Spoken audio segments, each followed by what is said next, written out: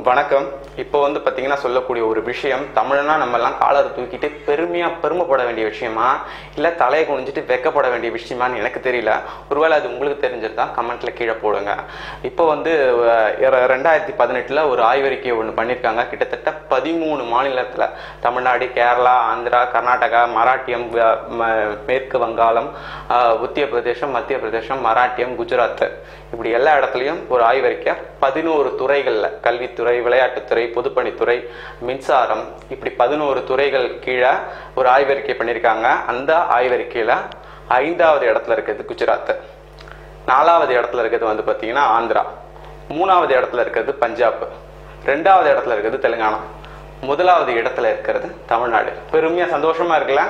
ஊழல், கிட்டத்தட்ட லஞ்சம் வாங்குறதுல நம்மளை அடிச்சுக்கிறதுக்கு ஆளே கிடையாது. எங்க பார்த்தாலும் லஞ்சம், எப்படி பார்த்தாலும் லஞ்சம்.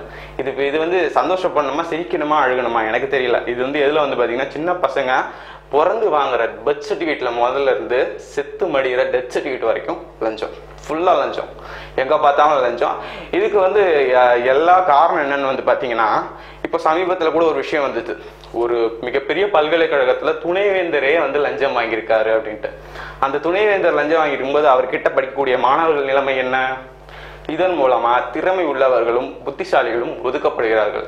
காசு கொடுத்தா வேலைன்னு இருக்கும்போது அவன் என்ன பண்ணுவான், தான் போட்ட காசை 2 மடங்கா 3 மடங்கா எடுக்கணும்னு அதை ஒரு வியாபாரமாக்குவான். அந்த லஞ்சமும் நியாயப்படுத்தப்படும். நியாயப்படுத்தப்படுறதால என்ன தோணும், லஞ்சம் வாங்குறவனுக்கு வாங்குற வரைக்கும் வாங்கிட்டே இருக்கலாம், அப்புறம் பார்த்துக்கலாம். ஜெயிலுக்கு போனா என்ன, 1 வருஷம் 2 வருஷம் உள்ள இருக்கணும், இருந்துட்டு போகலாம், வந்தா வெளியே மறுபடியும் அதுக்கு வெளியே வர்றதுக்கும் காசு. இப்படி காசு. இந்த காசு எல்லாருமே பார்த்தீங்கன்னா சகிச்சு போறாங்க, ஒத்துழைச்சு போறாங்க. நம்மளே ஒரு ஆர்டிஓ ஆஃபீஸ்ல போயிட்டு ஒரு லைசன்ஸ் எடுக்க போறோம்னா கியூல ஈஸியா போறதுக்கு லஞ்சம். எங்கேயாவது யாராவது ஒருத்தர் நம்மளுடைய காவல்துறை அதிகாரி எங்கேயாவது ரோட்ல போகும்போது பிடிச்சாங்கன்னா அங்கேயே ஒரு லஞ்சம்.